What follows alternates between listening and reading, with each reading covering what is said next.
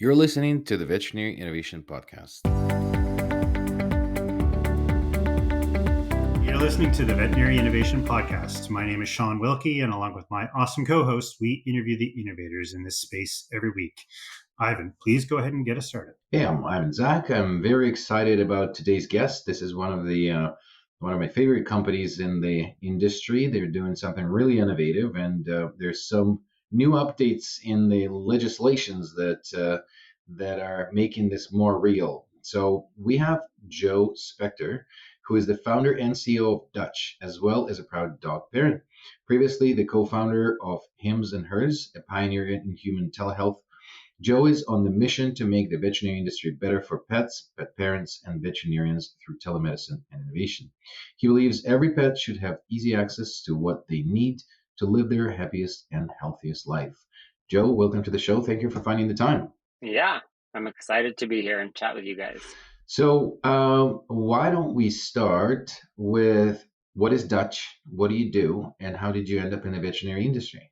Yep, Dutch is a veterinary telemedicine platform. Essentially, we help pet parents get quick, easy, affordable care right when they need it. Most customers find us the moment that their pet is having trouble, and they're able to jump on a video call with a locally licensed veterinarian who can then often prescribe and have treatment sent to them within overnight or in the next 2 days. So it's kind of an end-to-end veterinary visit for needs that you need to see urgently and can be done over telemedicine. Very cool. So many questions. But the first one, I think, is you worked in the human space in telemedicine. So how did you transition from humans to pets? So I've always, the last almost 20 years of my life, I've worked in startups, which is all about figuring things out that have never been done before.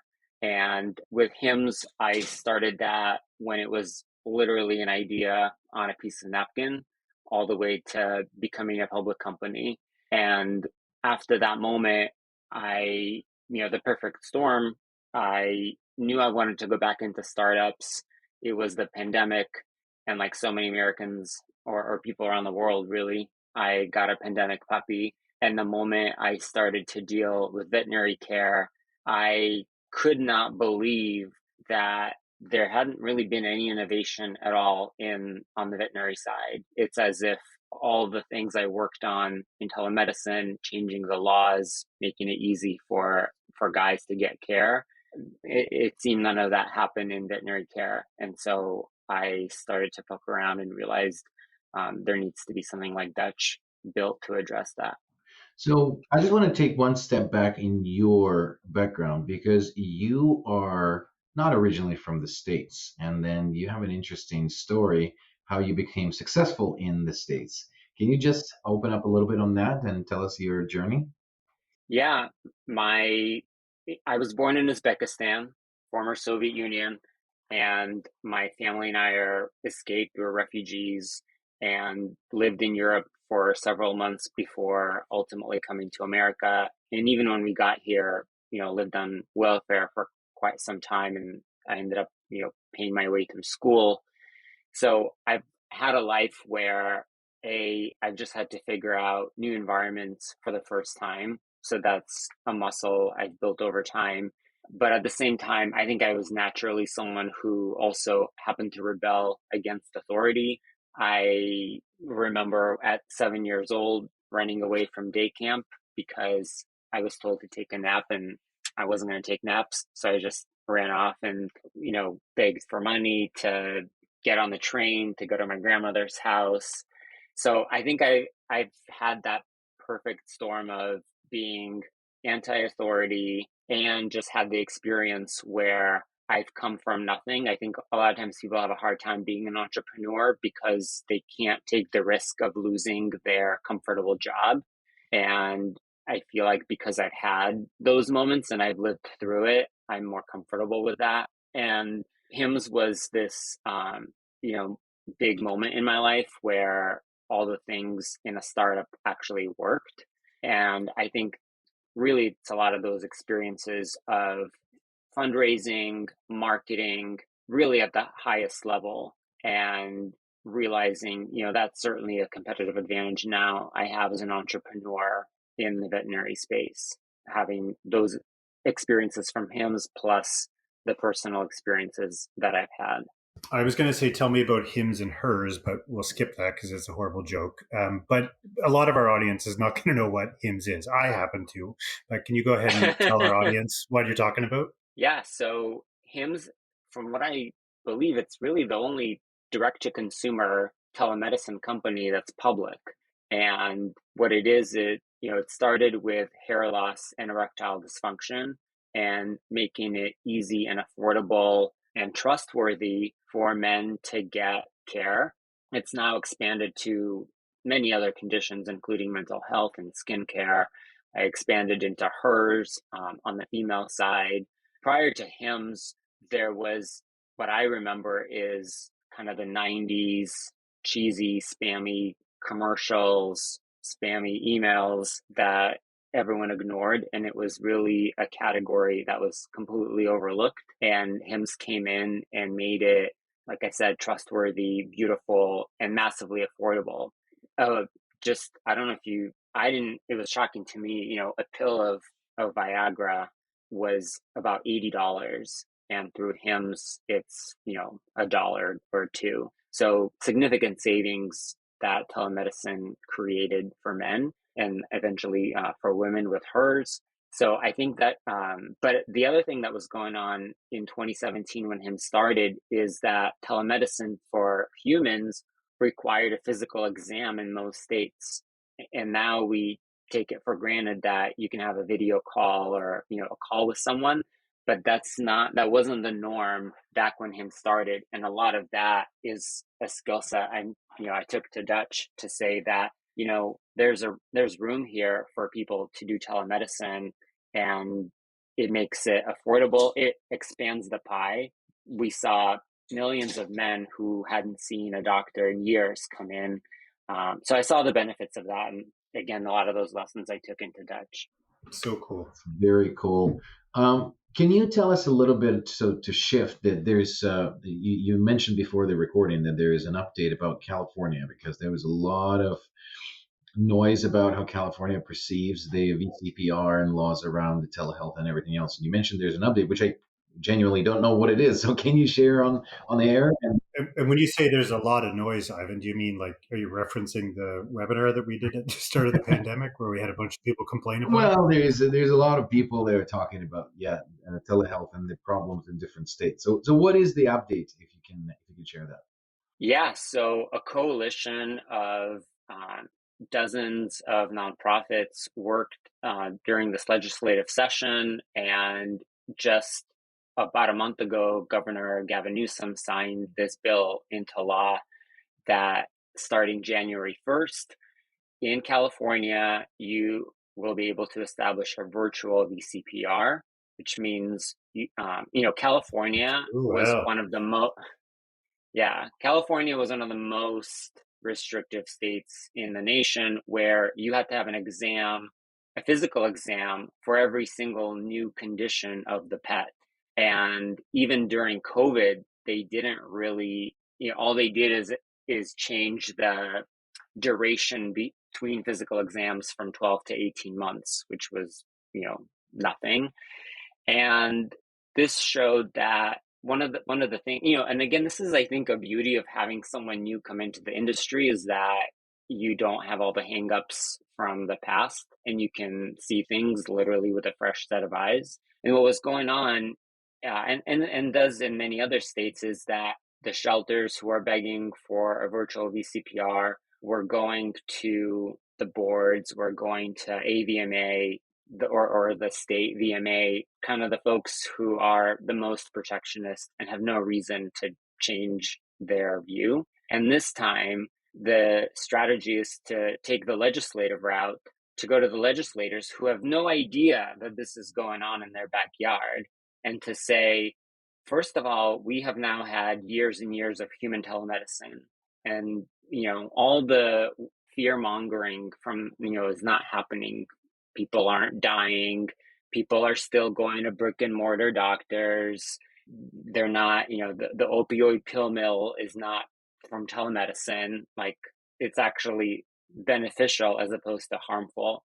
So I think a lot of the legislators had no idea this was going on. And like I said, the law in California, not only will it allow virtual VCPR, it'll also allow prescribing for up to 6 months. So it's pretty cool. And as they say, what happens in California affects the rest of the country, affects the rest of the world. This has been proven over and over on environmental issues, on social issues. So I think that this will be an experiment to really show that this is going to be significantly beneficial to pets all across the country and in other parts of the world. Amen. That sounds friggin' awesome. And there's going to be a lot of happy people out there hearing about this. It's so funny because at the beginning of the pandemic, we had this webinar that the podcast put on, and we had Doug from the OVMA, the Ontario Veterinary Medical Association, Shay Cox. Who else? We have Ivan. We had Mark Cushing, and maybe one other person. But it was a great conversation, and it just seemed so obvious. But it's amazing, and I guess a big shout out to anybody that had a role in that to kind of change the industry and maybe change the world. So this sounds really good for business, Joe. So how is business? Where are you guys at in your evolution of a company at Dutch? Yeah, business is good. Business continues to grow. We started off with really just two conditions: anxiety or behavior issues, and kind of skin and derm care, just to prove out the telemedicine model. We have now expanded to dozens of conditions, including UTIs, ear health, eye health, nutrition. And we also have started, as our customer base has continued to grow, I think we have a pricing model that works, which is that most consumers are signing up for an annual membership. So that creates a long-lasting relationship. And then we also have a storefront where consumers are able to understand what the different over-the-counter and prescription treatment options are for them. And then on the veterinary side, which I think is sort of this other side of the equation that is important to talk about, is the veterinary shortage, the veterinary mental health crisis, and the fact that we now have over 100 veterinarians who are on the Dutch platform, who are seeing patients from the comfort of their home, generally making more money than they are in clinic. And so that creates the ability for them to have flexible working hours. Almost a third of the vets had dropped out of the workforce. But now they're able to work for Dutch. And then, of course, 2/3 are working in clinic. And this is something they're doing on the side to supplement their income.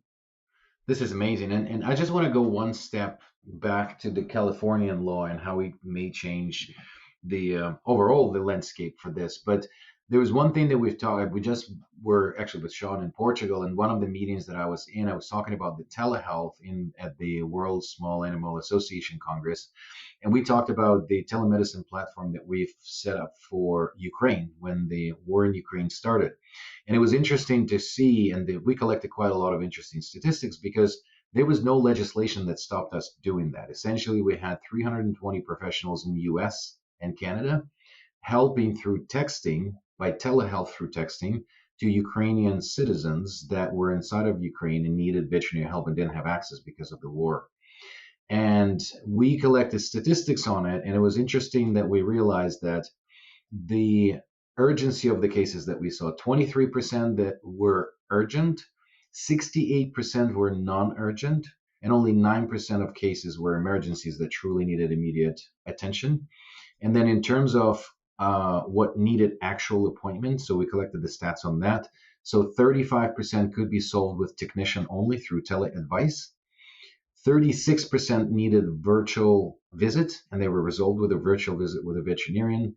And then only 29% required the actual appointment. So when the world was without legislations that stopped telemedicine, we have proven that 91% of cases could be resolved virtually, and 70 1% of them could be completely resolved. So that was an incredible and probably the biggest on the planet experiment that was not restricted by any laws, where we shown that this is really needed. And if there's legislations that stop this, it's just holding us back. So kudos to you to drive the innovation in this direction, and hopefully this new legislation release will really help you in your business.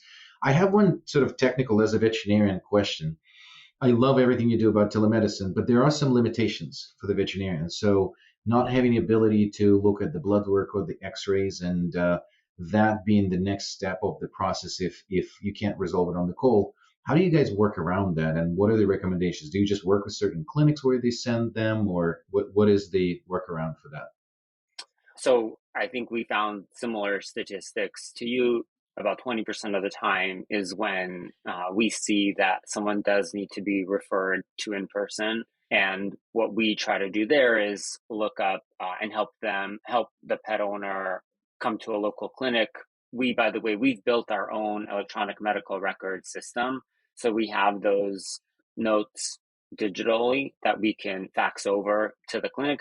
I think the problem one runs into is like, we're in the same boat in that it's not like they can get the same day appointment. And so they're back to square one, where if it is urgent care, that's going to be $500, $1,000, or they can wait 1 week or more to be seen in person. And so we don't have a special magic pass, but we have some partnerships like with Thrive. But again, I think, the person kind of goes into the regular queue. One thing I just want to mention about your other point about the legal barrier, which I just can't say enough of.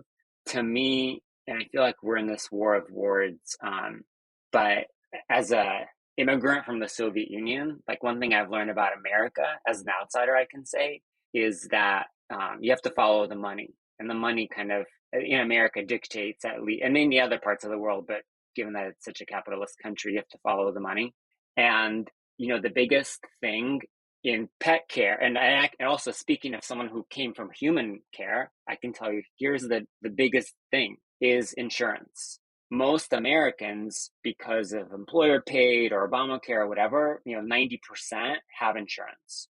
Whereas in pet care in America, only 3% of pet parents have insurance. So the veterinary industry, by the way, even if you have insurance, usually the way it works is you submit for reimbursement anyway, even if you do have insurance. So it's pretty much an entirely cash pay business, right?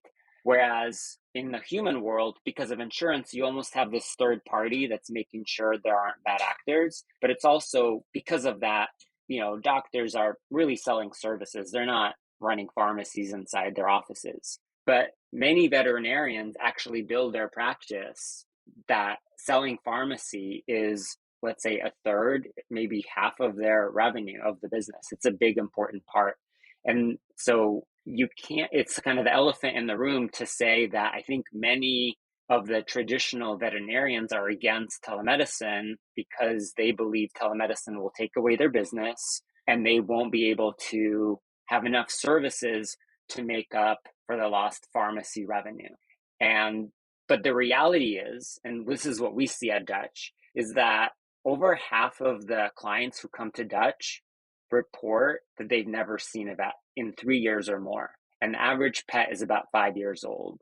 So what that means is, the pet saw someone in the beginning, but really they haven't seen a vet for the rest of their life. This is, as I saw with HIMSS, this is net new, expanding the pie.